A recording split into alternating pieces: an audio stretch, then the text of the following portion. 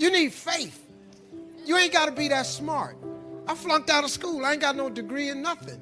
You got to identify your gift and go do what you gifted at. You ain't got to be smart. You don't got to have a degree. You don't have to go to UCLA or none of that. You can be highly successful and go to no school. Mark Zuckerberg, Bill Gates don't have a degree between none of them. They got more degrees working for them than a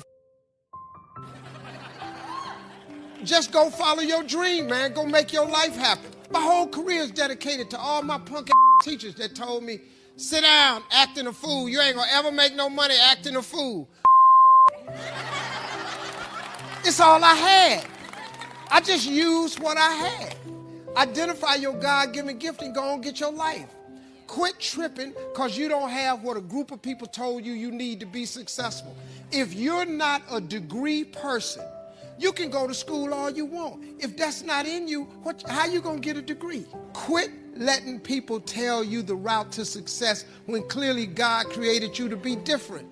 Just go that route. All my friends got college degrees, all of them. I flew all of them to Cancun, Mexico last year. I flew all of them. I flew 22 people to Cancun, Mexico. On me, gave them all free rooms, paid for everybody's golf, all their food, all their drink, gave them everything. Because these my dudes. I went to college with them, I flunked out. But what God did for me made me different. So I just showed them the life. Now they all come to me for advice. You don't have to go get a degree if you're not a degree person. Now, if you want to be a doctor, scientist, or lawyer, you got to get a degree. But if you're not that person, you can still make it. Quit tripping because you don't have what he got. You ain't finna be what he is. God made you different. Just go be different. You get paid to be different. People pay you to be different. Weird people make money. Regular people don't make money. Regular people make regular money. If God made you exceptional, go be exceptional at whatever it is. That's how you become. People pay for expertise. They pay for exceptional people. They don't pay regular people. If you focus in on being regular, you're going to have a regular life. It's nothing wrong with that. But if you aspire to something more than regular, you got to go be extraordinary. The difference between ordinary people and extraordinary people is one word, extra. If you put extra on top of ordinary, you become extraordinary. You ain't got to be like everybody else. If you do hair, go do everybody's hair. If you cut grass, cut everybody's grass. I'm telling you, man, you can be highly successful without a college degree. It doesn't matter to me any longer how long I live. What matters to me most is how I live. Every day, ask yourself that question, how you living? That you would not judge, that you would show up early, that you'd be kind, that if you're going to do something, you do it the right way, that it's never wrong to do the right thing, that how you do anything is how you do everything. And in that way, you will grow your influence to make an impact. In that way, you will honor all those who have gone before you, who have invested in you. Look in those unlikeliest places for wisdom. Enhance your life every day by seeking that wisdom and asking yourself every night, how am I living? Friedrich Nietzsche said, "Many are stubborn in pursuit of the path they have chosen, few in pursuit of the goal." And that's one of the things that really trips people up. The way of getting there with the destination itself. And I think that people a lot of times throw hate on having a destination, on building towards some big goal, of having some grand thing they're chasing. But as Einstein said, if you want to live a happy life, tie it to a goal, not to people, not to things. True desire in the heart, whatever it is you want to do, work hard to get it. Don't just aspire to make a living. Aspire to make a difference. That was my mindset. And that's how you get through things. You put yourself, you immerse yourself wherever it is, and you become that. You become that and give yourself no way out. The scariest thing in the world to me, even to this day, was that could have been the rest of my life. I thought then I was trying hard. That's the scariest thing in the world. to absorb. Let life touch you. Don't let it kill you, but let it touch you. The experiences you have, the good ones and the bad ones, the highs and the lows. Part of the gift you can give to others is the gift of your experience, if you remember. If it's vivid, if it's powerful, if it's fresh, if it's unique, if it's vital. You can really affect other people with the relating your own experiences, because you weren't too lazy to live the experience and then reflect on it. Live another week and reflect on it. Take a half a day at the end of the month, reflecting over the month. What were the numbers? Some weren't good, some were good. The books you read, the books you heard about, relating your experiences at the end of the month. At the end of the year, take a weekend. Take some time, reflecting. How many times have you had a great idea, didn't do anything about it, and then a year later someone did something about it, made a lot of money, got the promotion, etc.? So when you have the idea, the inspiration to act, it's time. Act. And you don't have to know it perfectly. You know, you can drive from here to California, wherever you might be, assuming you're not in Hawaii, by going west. And what happens is that you don't have to see the whole route. You only need to see 200 yards ahead of you. At night, you can drive just with your headlights, and the headlights keep moving with you. And your goal in life is to get in the game. You don't have to see the whole blueprint. You just have to see the next steps, the next steps, the next steps. And if you keep taking the next steps, eventually you get to where you want to go. Does that make sense? Now, the last thing is called law of attraction. We believe that when you are vibrating at the level of 100% expectancy that you're going to get something, it's already a done deal. You know, piece of cake, no big deal. We're going to win this thing. We're going to get that contract. You know, I'm going to make this thing happen. Then what happens is the universe literally responds. Sometimes when you're doing this, you're putting on it the vision of this should happen by this date. And it's okay to set goals like that, but sometimes it takes a week longer, a year longer, whatever. But law of attraction says if you'll just hold the expectancy, like attracts like. If you say, I want to be a millionaire, but I don't know anyone that would ever teach me how to do that. Or I want to buy a car, but I don't have any money. Then what you're doing is saying, it's like calling up Domino's Pizza and saying, send me a pizza. Then calling them up a minute later and saying, never mind. It's like, you know, you've got to create the space mentally to hold this vision that you've got. And that requires expectation and then knowing that the perfect thing is on its way. In the Success Principles, I write about a woman named Catherine Lonigan. Catherine Lonigan went off to college. She wanted to be a writer, and she took her first writing class, and she got an F. And she went to see the teacher and said, why'd I get an F? He says, because you can't write. She says, well, I'm on a scholarship, here to be a writer. I came to be in the creative writing program. I was the editor of my yearbook, editor of my school newspaper. I wrote a play that was performed in high school. They told me I was gifted. I said, well, you're not. He said, if you stay in my class, you're going to flunk it. If you flunk my class, you'll lose your scholarship. And she said, well, what do I do? He said, I'll make a deal with you. If you promise never to write again, just, history papers and stuff, but you're not going to try to be a writer, I'll give you a passing grade, you'll keep your scholarship, change your major. So she did. I called it, she made the deal with the devil. 15 years later, she's down in Texas. They're making a movie at the next town over. And down where she lived in Texas, people would show up at the gas station after it rained just to see the oil slick. It was kind of boring there. So she said, wow, they're making a movie. Let's go. So everyone drives over and everyone's talking to the movie stars. She's talking to the writers, saying, what's going on? What's happening? And why are you interested in us? Why not the movie stars? Well, I always wanted to be a writer. The guy said, BS. If you wanted to be a writer, you would have written. She said, I was told on good authority I couldn't write. He was a Harvard professor visiting our campus that year. He said, that's BS. He said, what I want you to do is go write something, send it to me. I'll tell you if you can write. I do it for a living.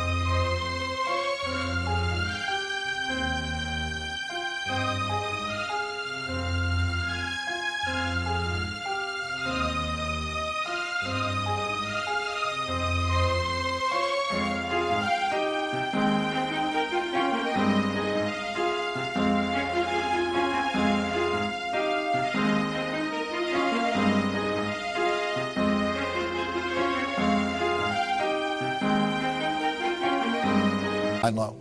So she goes and writes a book, sends it in to him. He sends it to an agent in New York, and they publish it. Her next book was called Romancing the Stone. The book after that, Jewel of the Nile. Both made into movies with Michael Douglas and Catherine Turner. So what's the deal here? 14, 15 years of her talent wasted because she bought someone else's evaluation of her. My friend Terry Cole Whitaker says, she wrote a book called What You Think of Me Is None of My Business. You know? Do not let other people's evaluations of you control you, okay? It's just an E. Your response is, thank you very much. You keep pursuing your passionate dream, okay? Sacrifice. You get to pick your damn sacrifice. That's all. You don't get to not make. You're sacrificial whether you want to be or not. This is the Peter Pan story, roughly speaking. Peter Pan is this magical boy. Pan is the god of everything, roughly speaking, right? So it's not an accident that he has the name Pan. And he's the boy that won't grow up. And he's magical. Well, that's because children are magical. They can be anything. They're nothing but potential. And Peter Pan doesn't want to give that up. Why? Well, he's got some adults around him, but the main adult is Captain Hook. Well, who the hell wants to grow up to be Captain Hook? First of all, you've got a hook. Second, you're a tyrant. And third, you're chased by the dragon of chaos with a clock in its stomach, right? The crocodile. It's already got a piece of you. Well, that's what happens when you get older. Time has already got a piece of you. And eventually, it's got a taste for you. And eventually, it's going to eat you. And so Hook is so traumatized by that he can't help but be a tyrant. And then Peter Pan looks at traumatized Hook and says, well, no, I'm not sacrificing my childhood for that. So that's fine, except he ends up king of the Lost Boys. In Neverland, well, Neverland doesn't exist, and who the hell wants to be king of the Lost Boys? And he also sacrifices the possibility to have a real relationship with a woman, because that's Wendy, right? And she's kind of conservative, middle-class, London-dwelling girl. She wants to grow up and have kids and have a life. She accepts her mortality. She accepts her maturity. Peter Pan has to content himself with Tinkerbell. She doesn't even exist. She's like the fairy of porn. She doesn't exist. She's the substitute for the real thing. And so, but the dichotomy that you're talking about is very tricky because there's a sacrificial element in maturation, right? You have to sacrifice the pluripotentiality of childhood for the actuality of a frame. And the question is, well, why would you do that? Well, one reason is it happens to you whether you do it or not.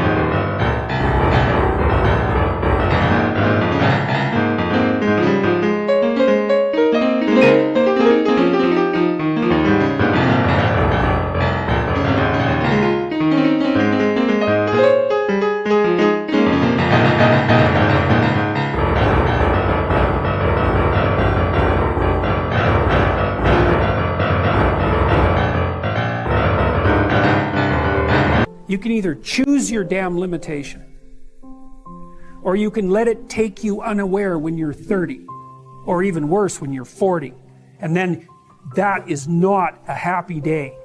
I see people like this, and I think it's more and more common in our culture because people can put off maturity without suffering an immediate penalty. But all that happens is the penalty accrues, and then when it finally hits, it just wallops you. Because when you're 25, you could be an idiot. It's no problem. Even when you're out in a job search, it's like, well, you don't have any experience and you're kind of clueless. It's, yeah, you're young. It's no problem. That's what young people are like, but they're full of potential. Okay, well, now you're the same person at 30. It's like people aren't so thrilled about you at that point.